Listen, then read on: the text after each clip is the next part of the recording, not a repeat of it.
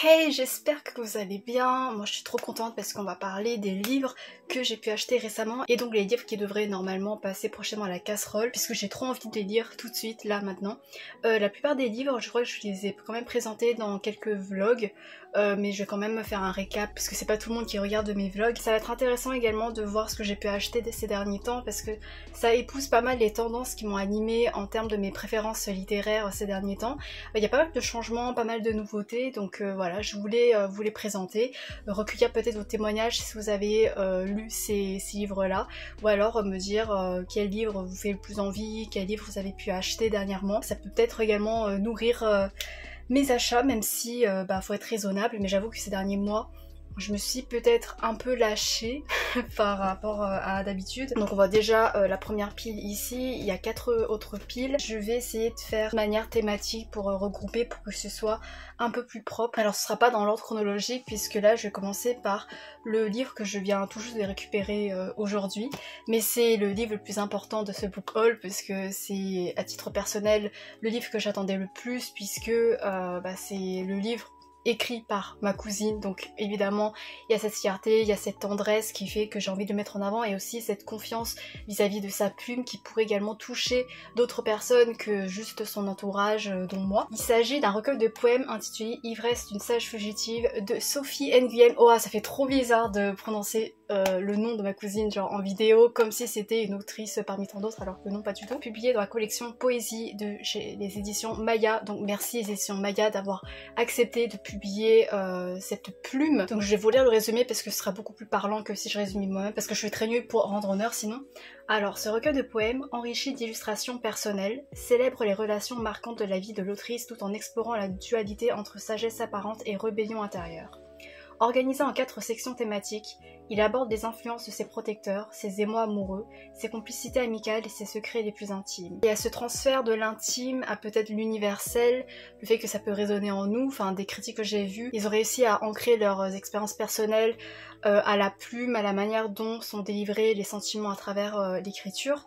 Donc voilà, en plus il y a des illustrations, j'essaie de pas trop feuilleter parce que j'ai envie de dégager un moment idéal pour savourer ce recueil et en plus du coup c'est dédicacé, il y a un marque-page en plus qui m'a été offert et en plus il y a également un poème illustré qui m'est dédié, donc elle a écrit par rapport à moi et j'ai trop hâte de le lire et voilà, si tu passes par là, merci infiniment et encore bravo, c'est juste incroyable, c'est waouh, c'est trop bien, j'ai trop hâte de le lire et c'est une concrétisation incroyable, voilà, je le répète encore. Ensuite, je vais passer un peu plus vite sur les autres livres, peut-être. Oui, je fais grandement du favoritisme, je l'assume, mais c'est normal, hein, c'est ma famille quand même. Donc par quoi commencer? Je vais commencer par la catégorie manga parce que c'est rapide, parce qu'il n'y a que 2 ouvrages. Waouh, cette mastodonte. Que dis-je, cet ouvrage colossal, si vous piégez le jeu de mots, enfin si vous avez regardé l'Attaque des Titans. Mais du coup c'est Au-delà des murs de l'Attaque des Titans de Clément Drapeau publié chez Third Edition. Il s'agit d'un ouvrage analytique donc sur l'univers, sur le manga de l'Attaque des Titans de Hajime Isayama. J'ai trop hâte de le lire parce que j'avais déjà lu des ouvrages analytiques de d'autres mangas issus de cette maison d'édition là, à savoir autour de One Piece et de Berserk. Et à chaque fois ça a été des réussites vraiment genre totales parce que c'était tellement approfondi, c'était tellement enrichissant, il y avait une rigueur scientifique, une pertinence dans les recherches documentaires qui font que j'ai adoré m'immerger vraiment dans leur exploration de l'œuvre d'un point de vue à la fois objectif mais également avec cette pointe subjective née de la passion qu'ils ont pour l'œuvre et c'était trop bien. Et en ce qui concerne cet ouvrage, j'ai déjà commencé, mais j'avance très lentement parce que c'est quand même écrit assez petit. Ça me permet de me replonger dans mon expérience de l'Attaque des Titans parce que j'ai grandi également avec ce manga-là. Et donc le fait que l'auteur puisse pointer des choses que je n'avais pas vues, franchement c'est super passionnant. Et j'ai hâte de continuer. Oh my god. Cet achat-là, ça relève du miracle pour moi. Pas de l'Attaque des Titans, mais l'achat qui vient après. D'ailleurs, je suis désolée si je commence à suer parce qu'en fait, il fait super chaud. J'ai remis à allumer le ventilo, mais ça fait un bruit de ouf et j'ai envie que la vidéo reste le plus agréable possible malgré la luminosité merdique, malgré le son peut-être merdique, malgré l'angle merdique. Mais au moins, vous pourrez profiter de ma douce voix sans interruption. Donc, je disais, imaginez, il y a une saga que vous aimez de tout votre cœur. Une saga qui vous a inspiré, une saga qui vous a animé, mais d'une manière tellement humaine, intime, est juste incroyable, mais elle s'est terminée et donc vous devez faire le deuil de cette saga. Des années plus tard, on va vadrouiller en librairie, parmi les rayons, sans grande conviction de trouver voilà le prochain achat, mais voilà, c'est juste pour le plaisir de voir quelques livres. Et là, vous tombez sur un tome de cette saga. C'est cool parce que ça vous rappelle des souvenirs, mais ce tome-là, non. Non, non, non, parce que ce tome-là vous semble inconnu.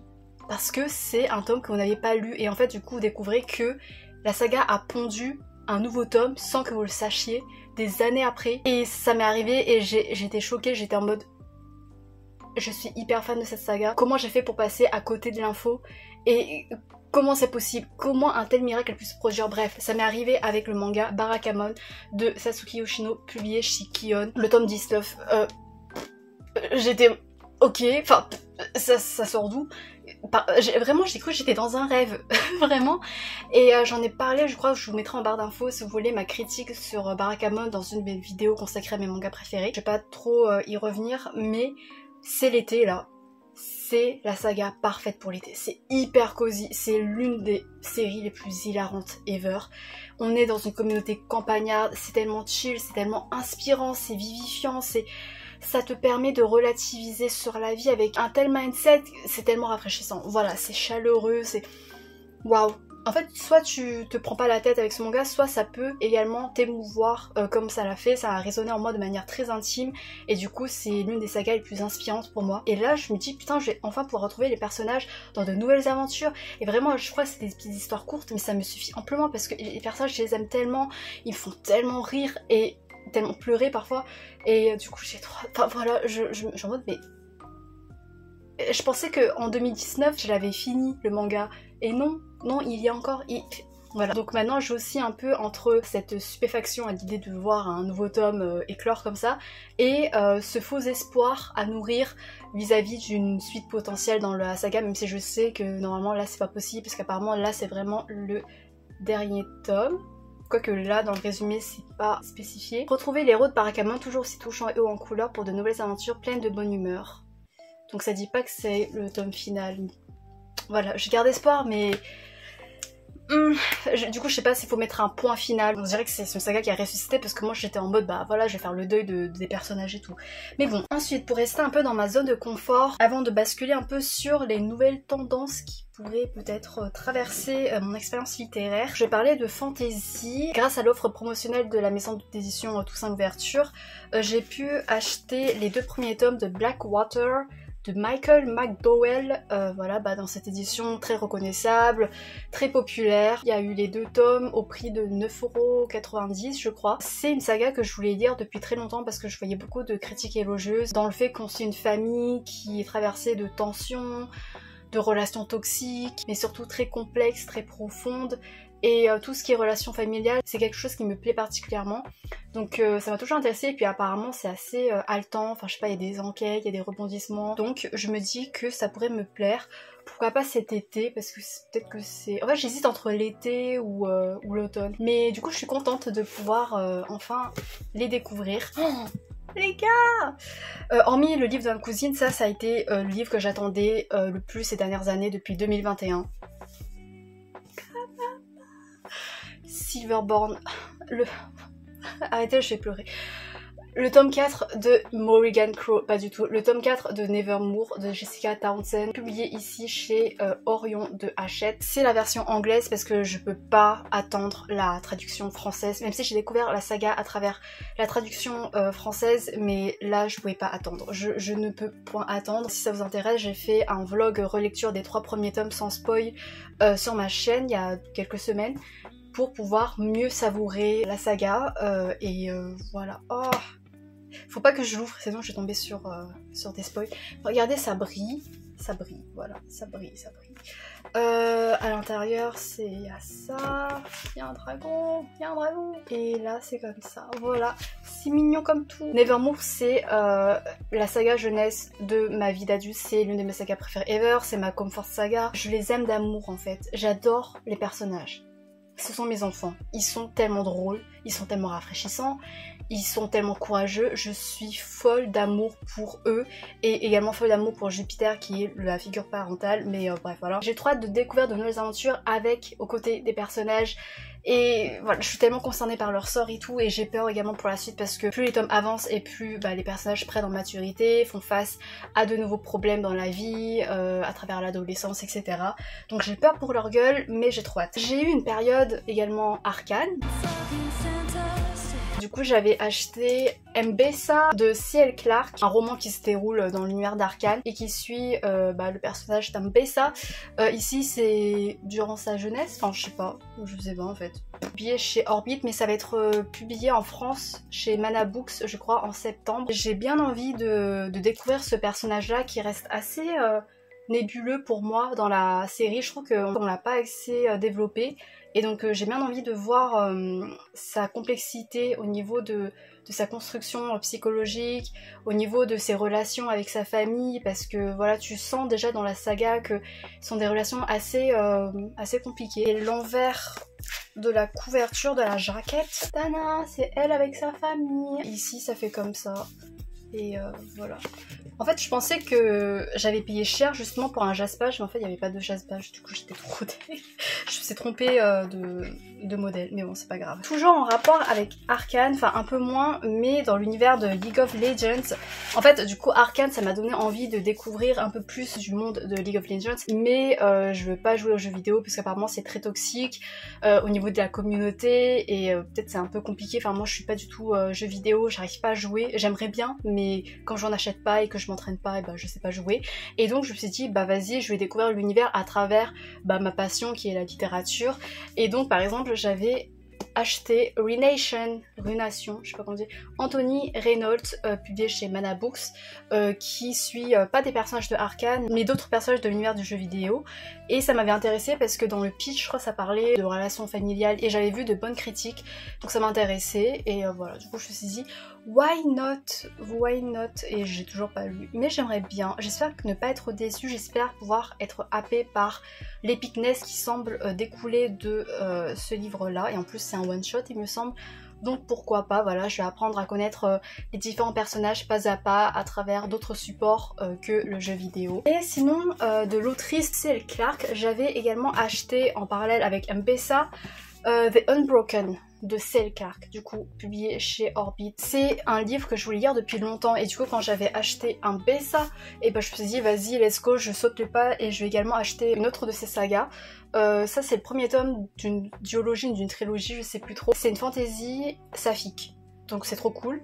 J'avoue quand j'ai vu la couverture, la meuf elle avait l'air trop belle, trop charismatique, je voulais trop la pécho. Donc ça a aussi motivé mon achat et j'avoue que depuis, ça fait des mois que j'ai pas avancé, je suis à la page 218. Le niveau d'anglais, comme sont tous les deux des livres en anglais, j'avoue que c'était un peu plus ardu que ce à quoi je m'attendais. Donc parfois je galère un peu à comprendre les subtilités dans l'univers.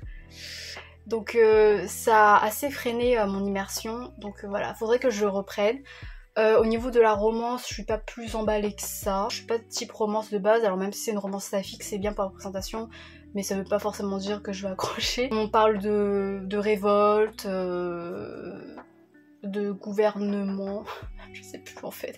Bref, je vous en reparlerai peut-être un jour. En plus je voulais faire une vidéo spéciale découverte de cette autrice, mais du coup comme j'ai toujours pas fini, que j'ai toujours pas commencé, ça traîne en longueur.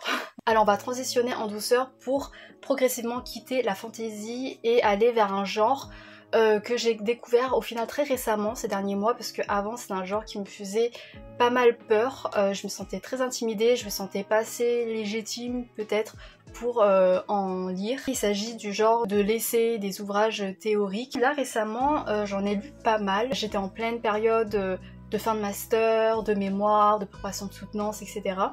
Et j'arrivais pas à m'immerger dans des fictions. J'avais besoin de quelque chose qui me stimulait également intellectuellement. Pas que la fiction ne me stimule pas, bien évidemment, mais quelque chose qui me fait réfléchir directement à la réalité, aux enjeux actuels, surtout que on vit dans une période où c'est littéralement la merde. Et donc j'ai éprouvé également cette envie et ce besoin de me sensibiliser un peu plus à tous ces enjeux-là. C'était également la période des réformes, des coupes budgétaires, etc.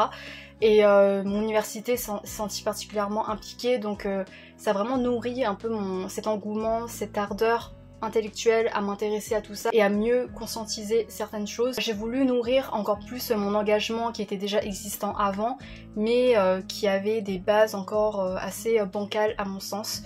Donc voilà, je sais pas trop si ma justification était claire, je crois que non, je suis éparpillée, mais en gros ça m'intéressait, voilà. Bref, récemment, pour rester encore un peu dans la fantasy, j'ai acheté cet ouvrage théorique de fantasy et féminisme. C'est un collectif, un ouvrage collectif publié chez les éditions Helios.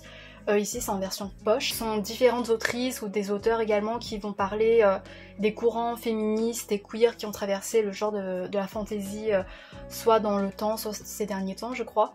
Et ça a l'air super intéressant parce que j'espère que du coup ça va plus me sensibiliser, plus m'éclairer sur certaines choses qui pourraient se dérouler au sein d'une fantasy quand je la lis, parce que je remarque pas forcément tout. J'espère qu'avec ça je vais mieux comprendre. Pour continuer dans la thématique queer, j'ai acheté ce classique, Le génie lesbien d'Alice Coffin, publié chez le Livre de Poche. Quand j'avais acheté, j'avais pas pleinement conscience que c'était vraiment un ouvrage iconique sur l'identité lesbienne, la nouvelle génération de féministes également. Et le fait que d'ailleurs que ça avait fait polémique, parce que t'avais des gros rageux qui avaient pris des extraits sans contexte pour les balancer et accuser l'autrice de misandrie. Ça me donne encore plus envie de pouvoir m'informer sur le sujet à travers son regard, à travers son expérience, ses perspectives. Je pense que c'est un livre important de ma palle que j'aimerais lire prochainement. Également, peut-on dissocier l'œuvre de l'auteur de Gisèle Sapiro, publiée chez Éditions Point. C'est une thématique, c'est un sujet, une question qui est très actuelle, plus que jamais. Et j'ai envie de me nourrir en matière de nuances autour de ces réflexions-là, pour pouvoir être plus pertinente dans mon argumentation, pour être plus juste dans mes réflexions par rapport à cette question. À la librairie à soi à Lyon, qui est une librairie queer, LGBT, féministe, très engagée, voire militante. À chaque fois que j'y vais, à chaque fois j'ai envie de tout acheter et en fait à chaque fois je craque. Dernièrement j'avais acheté ces deux ouvrages. Le premier c'est Folie et Résistance de Claire Touzard, publié chez les éditions Divergence, parce que l'autrice était en rencontre et donc ça m'a donné envie d'acheter son livre. J'ai même eu une dédicace, oh, voilà. Elle va parler notamment de sa bipolarité et la lier notamment à son expérience dans l'engagement, dans le militantisme. J'explique très mal, mais comme je l'ai pas lu, j'ai pas envie de rentrer dans le détail. Mais pendant la rencontre, il y avait des gens qui avaient énoncé un avis très divergent d'elle, de son expérience. Donc voilà, c'est un livre à prendre avec du recul, c'est pas un livre qu'elle prône notamment comme voilà la vérité. Elle le dit clairement, c'est son expérience personnelle. J'ai hâte de voir comment elle vit tout ça, comment elle vit sa bipolarité. Enfin, ça pourrait me sensibiliser à ces questions-là et également à la question de l'engagement du militantisme.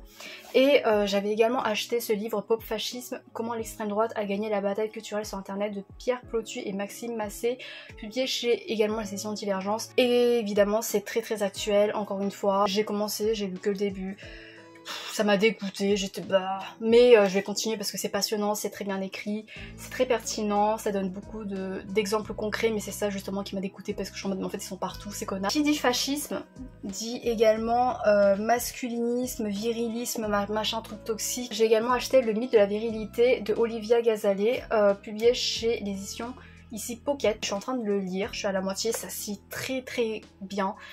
J'avais découvert sur la chaîne Les mots d'imaginaire qui en avait très bien parlé et donc ça m'a donné envie de me pencher dessus parce qu'apparemment bah, ça permet d'avoir une vision très exhaustive et très juste de la construction et du déploiement du mythe de la virilité dans notre imaginaire, dans la société. Et c'est vrai, c'est super passionnant. Après il y a des choses sur lesquelles je coince un peu, enfin j'y reviendrai peut-être en point lecture, mais en vrai ça m'a appris beaucoup de choses. Et enfin dans le genre des essais, dans le genre des ouvrages sociologiques, etc. j'ai pris Quand la Chine parle. C'est un ouvrage dirigé par Gilles Guyeux et Louche, publié chez les éditions Les Belles Lettres. C'est trop bien parce que ça va revenir sur les néologismes qui ont été inventés dans la langue chinoise et le lier notamment à la réalité de la société, voir ce que ces néologismes-là disent de l'état de la société, pourquoi ils ont été créés, pourquoi ils sont utilisés, dans quel contexte, qu'est-ce que ça peut dire encore une fois, de la société, je me répète, je suis désolée. Et en plus, quand j'ai acheté, je savais pas, mais il y a un des textes, un des articles qui a été rédigé par une de mes anciennes profs en licence de chinois, donc voilà, c'est une super surprise. Et j'ai trop hâte de lire, enfin j'ai lu que le premier chapitre qui était centré sur un néologisme et c'était déjà super intéressant, c'est assez dense, c'est pour ça que je lis assez lentement, mais j'ai hâte de m'y replonger parce que bah, ça allie à la fois ma passion pour la langue chinoise et tout ce portrait sociologique, politique de la Chine, donc c'est également hyper intéressant pour résonner également avec l'actualité. Et enfin, je vais vous parler de livres contemporains / classiques. J'avais acheté, je sais pas ce que je voulais présenter, je sais plus, L'enfant de Tianru de Yen Yenke, publié chez les éditions Piquet. Je me l'étais procuré sur Vinted parce que je devais faire un exposé sur l'auteur. Et je pensais pouvoir le lire avant l'exposé, au final j'ai reçu un peu en retard, enfin bref on s'en fout, mais dans tous les cas c'est un livre que je voulais lire. Je crois que c'est un livre autobiographique sur l'auteur. J'avais déjà lu un livre autobiographique de lui qui était Songeant à mon père, qui était mais d'une beauté poétique, réaliste, très humaine. C'est tellement beau. J'en ai parlé je crois dans mes meilleures lectures de 2023, ça date. Et j'ai hâte de me replonger dans sa plume, j'espère y être tout aussi sensible que durant Songeant à mon père. Et il y a une douceur et une subtilité, une nuance, une délicatesse dans la manière dont il transmet les émotions, dans la psychologie également des personnages, des membres de sa famille. C'est très beau, c'est très pudique, mais en même temps c'est très intime, il y a cette balance qui est vraiment très bien faite. Et voilà, j'ai très hâte de le lire. J'avais également acheté Du bout des doigts de Sarah Waters, publié ici en livre de poche chez les éditions 10-18. C'était à la suite de mon visionnage au cinéma du film coréen Mademoiselle, que j'avais beaucoup aimé, qui c'est un film saphique. Et donc à la fin, ça a été précisé que ça a été inspiré du bout des doigts. Héritière moderne de Dickens, mais aussi de Sappho et des libertins, Sarah Waters nous offre une vision clandestine de l'Angleterre victorienne, un envers du décor où les héroïnes de mariage secret en amour interdite ne se conduisent jamais comme on l'attendrait. Un roman décadent et virtuose. Et j'aimerais bien peut-être faire un vlog lecture / comparaison avec le film sud-coréen. Il est assez gros donc ça m'intimide, mais j'avais un peu feuilleté, j'avais l'impression que ça avait l'air assez abordable au niveau du style d'écriture. Et s'il y a un peu cette tension qu'il y avait dans le film, peut-être que ça pourrait bien me plaire. Et récemment j'ai acheté également des classiques parce que j'ai envie de me donner le challenge de me remettre à des classiques. J'en avais surtout lu en période scolaire et j'avoue que j'aimerais bien approfondir, nourrir ma sensibilité face à ce genre entre guillemets, face à ces lectures qui m'ont également un peu heurtée au niveau scolaire ou dans lesquelles j'avais du mal à vraiment m'immerger parce que comme c'était des lectures obligatoires, j'avais du mal à vraiment y aller de moi-même avec une volonté propre et donc j'avais du mal à vraiment apprécier la richesse de ces livres-là. Et j'ai vraiment envie de surmonter ça pour pouvoir être sensible à tout ça, à la richesse, à la profondeur. J'avais lu Orgueil et Préjugés récemment, j'ai bien aimé, mais je pense qu'il me manque encore des mécanismes de compréhension pour pouvoir vraiment apprécier pleinement le talent de l'autrice. J'ai envie d'entraîner ma compréhension des classiques à travers des classiques. C'est tout. Et peut-être également acquérir du vocabulaire parce que visiblement j'en ai besoin. J'ai acheté de Colette, Le blé en herbe, publié ici chez J'ai lu. En fait c'était à 3€. Il coûtait 3€, du coup je me dis vas-y let's go parce que Colette j'en ai déjà beaucoup entendu parler. Ici je crois que ça va parler de l'enfance, de la fin de l'enfance. Le roman le plus subtil et le plus juste sur la fin de l'enfance. Donc j'ai envie de découvrir sa plume, j'ai envie de déguiser un peu mon attention au niveau des styles d'écriture. Ça me manque en fait genre d'analyser comme en cours, genre des textes littéraires et tout parce que c'est vachement passionnant et c'est hyper stimulant et très enrichissant. Donc j'ai envie peut-être de le faire de moi-même à travers d'autres classiques comme ceux que j'ai achetés. Et enfin, j'ai également pris Le portrait de Dorian Gray de Oscar Wilde, publié chez Pocket Classique. Pareil, j'ai acheté cette édition-là parce que il coûtait 3,20€ et je me suis dit vas-y let's go. Je pensais beaucoup plus gros Le portrait de Dorian Gray. J'ai un peu peur parce que d'une part j'ai très envie de le lire par rapport à sa thématique autour de l'esthétique. Et d'autre part, il y a des gens qui m'ont dit que c'était très contemplatif et que je risquais de m'ennuyer. Et donc peut-être que si j'accroche à la plume, je vais pas m'ennuyer parce que ça dépend vraiment de la plume. Même si c'est contemplatif, je peux bien m'immerger. Et par exemple pour Donna Tartt, Le maître des illusions, j'avais adoré vraiment l'ambiance hyper... C'était grisant, c'était waouh, c'était poussiéreux, c'était glauque, mais c'était très lent.